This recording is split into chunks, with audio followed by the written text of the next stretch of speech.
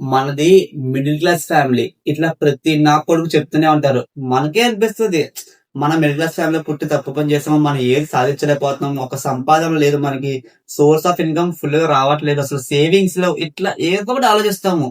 మన మైండ్ ఎప్పుడు ఆలోచించడంలో ఉండిపోతుంది ఫ్రెండ్స్. మనం ఎక్కువ ఎఫర్ట్స్ ఏం పెట్టట్లేదు.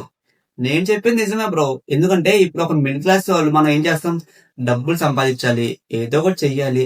అట్లా మన మైండ్ ఎప్పుడు ఆలోచిస్తుందంట గానీ మనం అంటే ఎఫర్ట్స్ పెట్టము. కొంతమంది అనుకుంటారు నైట్ టైము మనం రేపటి నుంచి స్టార్ట్ చేద్దాం. ఎల్లుండి నుంచి మొదలెడదాం. ఈ రోజు మంచి రోజు అని. బ్రో ఒకటే చెప్తా. నువ్వు ఒక మంచి పని చేద్దాం అనుకుంటే ఒక డేట్ చూసుకో.